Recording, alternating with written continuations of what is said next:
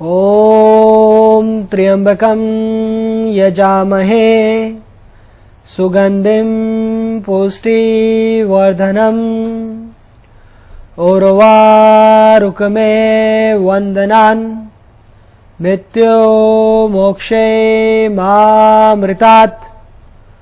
ॐ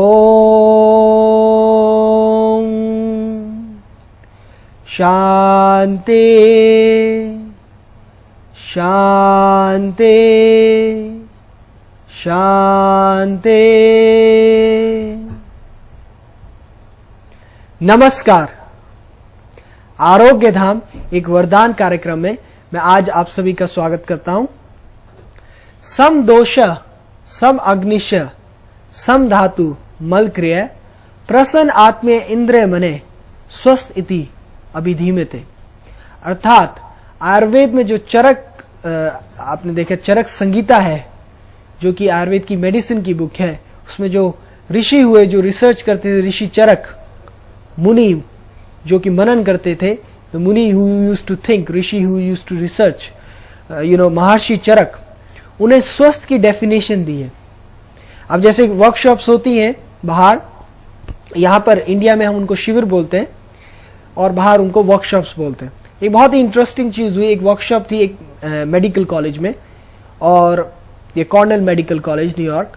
तो वहां पे बात हुआ कि स्वस्थ कौन है। सभी डॉक्टर्स थे कि स्वस्थ कौन है, कि आप में से बैठे हुए लोग स्वस्थ हैं, कौन है स्वस्थ, हु इज हेल्दी। तो डॉक्टर्स ने कहा how can we tell that you are healthy, और हम कैसे कह सकते हैं कि आप हेल्दी है विदाउट नोइंग आपके CT scan, MRI, blood picture. तो जैसे फॉर एग्जांपल जैसे मेरे बारे में ही कहा गया कि चलिए आपका ब्लड सैंपल लेते हैं, आपका सीटी स्कैन लेते हैं, आपका एमआरआई लेते हैं, सब कुछ आया, okay the yogi is said to be healthy. क्योंकि नॉर्मल स्टडी आया, ब्लड में कुछ नहीं आया, टीएलसी डीएलसी में, लीवर फंक्शन टेस्ट में कुछ नहीं आया, किडनी फंक्शन टेस्ट में कुछ नहीं आया, और साथ ही साथ सीटी स्कैन में, एमआरआई में भी कुछ नहीं आया। सो योगी is said to be healthy. और फिर आयुर्वेदिक साइंस के अनुसार और योगिक साइंस के अनुसार मैंने उनको कहा, I said to them in this Cornell medical college in New York city, I told them they just get my all profile done, lipid profile, liver function test, kidney function test, and they said everything is normal, you are set to be healthy. कई लोग हमने देखे youngsters gym में जाते हैं, they have their body build up करते हैं, लेकिन नेगेटिविटी बहुत होती है उनके अंदर, बहुत नेगेटिव होते हैं। छोटी सी बात होती है एकदम से अपने आप को कोसने लगते हैं, नेगेटिविटी, अपने बारे में ही गलत विचार रखते हैं, अपने भाग्य को कोसते हैं। भाई शरीर दे दिया भगवान ने, हाथ दे दी, पैर चाहिए, और क्या जान लेनी है। You have everything with you, you just need to work hard. आपको जो करना है वो मेहनत करनी। तो स्वस्थ की डेफिनेशन आयुर्वेद के अनुसार है शारीरिक लेवल पे स्वस्थ हो और मानसिक लेवल पे भी स्वस्थ हो, मन से भी स्वस्थ हो, पॉजिटिव सोचे, सकारात्मक सोचे वो, और साथ ही साथ इमोशनली भी साउंड हो, स्पिरिचुअली भी साउंड हो, वो व्यक्ति जो है हेल्दी कहलाता है। तो ये जो है स्वस्थ की जो है डेफिनेशन है।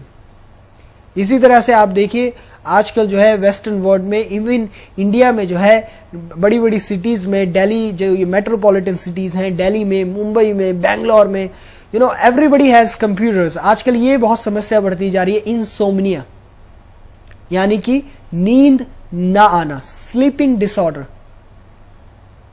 स्लीप ना आना। इसके कई कारण हो सकते हैं, lot of exertion, lot of work, और इसके मुख्य कारणों में है जो स्ट्रेस एंड स्ट्रेन, जो कि इसका मुख्य कारण है। जैसे कि हमने और एपिसोड्स में भी बताया, क्लेशास into environment is equal to stress. ये हम नहीं कह रहे हैं, ये पतंजलि योग सूत्र में लिखा हुआ है कि जैसे इसका एक कारण नींद ना आने का, इंसोम्निया जो है, स्लीपिंग डिसऑर्डर का एक कारण स्ट्रेस एंड स्ट्रेन है। So the first cause is अविद्या, विच इज रॉन्ग परसेप्शन। उसको हम बोलते हैं रॉन्ग परसेप्शन। तो हर चीज में पॉजिटिविटी देखना, नेगेटिविटी को ना रखना जीवन में, ये जो है नेगेटिविटी को रखना, ये अविद्या है। जैसे कि मैंने आपको बताया, ये व्यक्ति था यूएस में, अभी मेरी उससे मुलाकात हुई, तो उसने मुझे बताया कि जब से उसके जीवन में आरोग्य धाम ध्यान आया, तब से उसका जीवन ही बदल गया। कैसे? उसके सेल्फ एफर्ट से। उसका जीवन का जो परसेप्शन, जीवन का जो सोचने का नजरिया था, वो ही बदल गया। अब सवाल उठता है कैसे उसके जीवन का सोचने का नजरिया बदला। उसको फ्रैक्चर हुआ लेफ्ट एल्बो में, और जब फ्रैक्चर हुआ उसको ऑर्थोपेडिक सर्जन के पास गया, उसके बाद सीधा मंदिर गया to give thanks to god, to divine, for what? वो कहता है जिस तरह से मैं गिरा था, मेरे राइट एल्बो में भी हो सकता था और मेरे नी ज्वाइंट में भी हो सकता था, एटलीस्ट मैं लिख रहा हूं, मैं चल रहा हूं, at least I am walking, at least I am writing, it is just on my right, I am writing with my right hand, it's just on my left.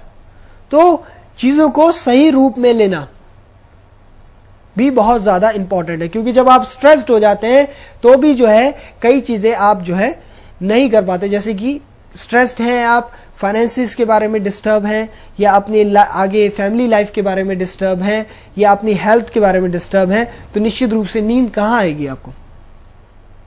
तो इस चीज को समझना बहुत इंपॉर्टेंट है कि कारण क्या है। आयुर्वेद के अनुसार, एज ए आयुर्वेदिक डॉक्टर मैं कहना चाहूंगा कि हमें खाली आपको एक पिल की गोली नहीं देनी है। आजकल स्लीपिंग पिल्स बहुत चल रही है, ओह यहां तक कि यंगस्टर भी ले रहे हैं, ओह भाई मुझे पिल दे दीजिए क्योंकि मुझे नींद नहीं आ रही, I need a sleeping pill and then I will have a sleep. Why should we take a sleeping pill? Why should not we remove the cause? क्यों ना हम उस कारण को ही खत्म कर दे जिसकी वजह से रोग उत्पन्न हो रहा है। आप देखिए आयुर्वेद में रात को दूध दिया जाता है, क्योंकि दूध के अंदर ऐसी प्रॉपर्टीज हैं जिसकी वजह से इटसेल्फ नींद आ जाती है। नेचुरल मेथड्स को आप अपने जीवन में लाएं। साथ ही साथ जैसे मैंने आपको पहले भी बताया था, अस्मिता, ईगो, ये जो जो है, ई शुड गो। क्योंकि आई जब होता है जीवन में, जैसे लोग करते हैं I am the best, this is my car, I करते हैं, तो आई से क्या आता है? इलनेस। वी से क्या आता है? वेलनेस। तो आई से इलनेस आता है, मैं नहीं करना चाहिए कि मेरी कार है, मेरा घर है, ये मेरा वो है, ये आई को निकालना चाहिए जीवन से। वी से वेलनेस आता है।